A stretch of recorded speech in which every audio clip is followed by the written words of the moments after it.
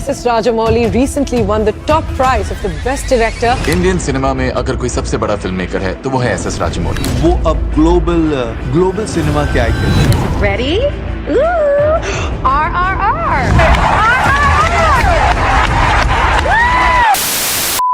Hello दोस्तों, news of ठग में आप सभी का फिर से एक बार स्वागत।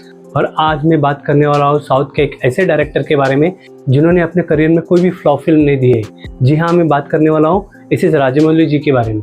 एस.एस. राजमौली जी ये आज के एक highest grossing Indian film director है और अपने एक अलग स्टोरी, एक्शन और फंटासी बेस्ड फिल्म के लिए बहुत फेमस है। Not the confetti part, but the the enjoying part, and like you said, I want my audience to be astonished and really thrilled about that astonishment. वैसे कौन है SS. Rajamouli जी और कैसे इन्होंने गरीबी से निकलकर फिल्म डायरेक्शन में अपना करियर बनाया और अब तक इन्होंने एक भी फ्लॉप फिल्म नहीं दी है। तो दोस्तों, राजमौली जी का पूरा नाम है कोदूरी श्रीशैला श्री राजमौली। 1973 में कर्नाटका के अमरेश्वर कैंप के एक छोटे से गांव में इनका जन्म हुआ था और उनके पिताजी एक screen writer we Rajendra Prasad ji है जिन्होंने मगधीरा, बाहुबली और RR जैसे फिल्म के स्क्रिप्ट लिखे हैं। वैसे राजमौली जी के दादाजी एक अमीर जमींदार थे जिनके पास 360 एकड़ ज़मीनें थी, जिससे उनका लाइफ बहुत अच्छे से गुजर रहा था। लेकिन उनके पिताजी और चाचा जी के फिल्म बनाने के जुनून ने अपनी सारी ज़मीनें बेच डाली। अनलकीली उनमें से कई फिल्में कंप्लीट नहीं हुई थी और जो कंप्लीट हुई थी वो सिनेमा थिएटर में फ्लॉप हुई थी, जिससे उनका सारा पैसा डूब गया था और राजमौली जी की फैमिली डेब्ट ट्रैप में फंस गई थी, जिससे उन्हें अपने बड़े से घर से निकलकर छोटे से 2 कमरे वाले अपार्टमेंट में शिफ्ट होना पड़ा और इन 2 कमरों में फैमिली के 13 मेंबर रहते थे। इससे उन्हें बहुत ही बड़ा सदमा लगा और इस बीच राजमौली जी ने अपने 12th की पढ़ाई कंप्लीट की थी, पर उन्हें उस वक्त समझ नहीं आ रहा था कि लाइफ में करना क्या है और इस वजह से उनके पिताजी से राजमौली जी को डांट सुननी पड़ती थी। और बाद में उन्होंने ये तय किया कि वे अपने पिताजी के साथ फिल्म सेट पे जाएंगे और तब वे अपने और अपने पिताजी की लिखी स्क्रिप्ट बड़े बड़े डायरेक्टर को सुनाने का काम करते थे। एक्चुअली राजमौली जी को स्टोरी टेलिंग में बहुत मज़ा आता था। बचपन से ही उन्हें फिल्म देखने का बहुत शौक था और बचपन से ही वे अपने दोस्तों को अपनी स्टोरी मिर्च मसाला लगा के बताते थे और उनके इसी अंदाज की वजह से उनकी स्टोरी टेलिंग को काफ़ी पसंद किया जाता था। और कुछ साल मेहनत करने के बाद उन्हें फिल्म एडिटर के वेंकटेश्वर राव के अंडर काम करने का मौका मिला। यहाँ पे उन्होंने 6 महीने काम करने के बाद उन्होंने चेन्नई के एवीएन स्टूडियो में भी काम किया और उसके बाद उन्होंने 6 साल तक अपने पिताजी के अंडर काम किया। डायरेक्शन के फील्ड में उतरने के लिए राजमौली जी चेन्नई से हैदराबाद शिफ्ट हो गए और अपने एक रिलेटिव गुन्नम गंगराजू उनसे वो फिल्म मेकिंग के काम सीखने लगे और फिर पहली बार राघवेंद्र राव के प्रोडक्शन में बनी शांति निवासों को उन्होंने डायरेक्ट किया था। ये सफ़र एस.एस. राजमौली जी को बहुत मुश्किलों भरा था क्योंकि उन्हें सेट पर 17 से 18 घंटे काम करना पड़ता था और इसके चलते वे अपने फैमिली को टाइम नहीं दे पा रहे थे और ना ही उनके पास खाने पीने का टाइम हुआ करता था।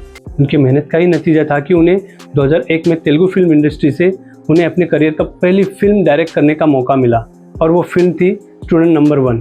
ये फिल्म जूनियर NTR की भी पहली फिल्म थी और एस.एस. राजमौली जी को जूनियर NTR को लॉन्च करने की बड़ी जिम्मेदारी दी थी। और ये फिल्म जब रिलीज़ हुई तब ऑडियंस को तरफ से पॉजिटिव फीडबैक मिला और उसके बाद जूनियर NTR रातों रात स्टार बन गए। इस फिल्म का बजट 1.85 करोड़ था, लेकिन इसने 12 करोड़ का बिजनेस किया था और ये ब्लॉकबस्टर हिट भी हुई थी। फिर इन दोनों ने 2003 में सिंहाद्री फिल्म को रिलीज़ किया जो कि उस साल की बिगेस्ट ब्लॉकबस्टर हिट थी।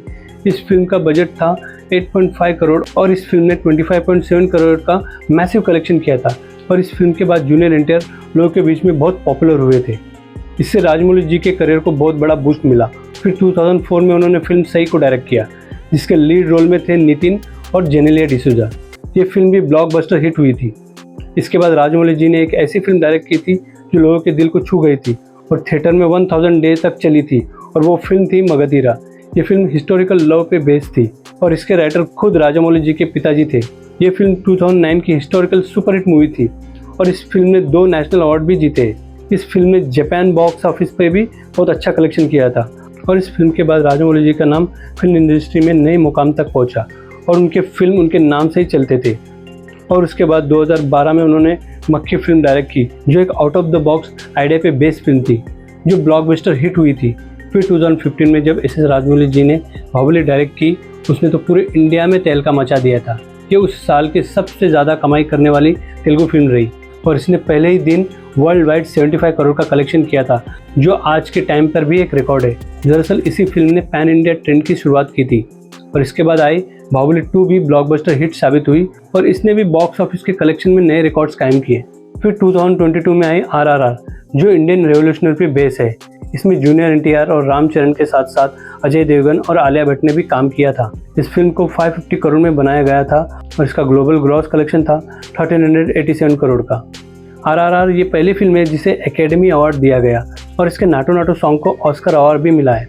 इस फिल्म को टोटल 6 अवार्ड मिले हैं और इसी फिल्म ने इंटरनेशनल प्लेटफॉर्म पर इंडियन सिनेमा को एक नई पहचान दी थी।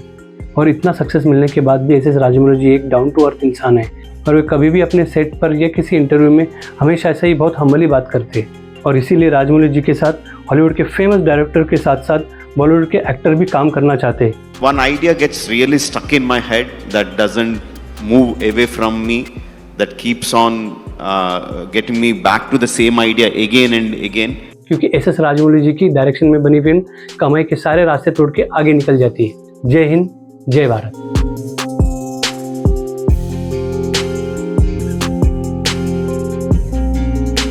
Roll camera, action.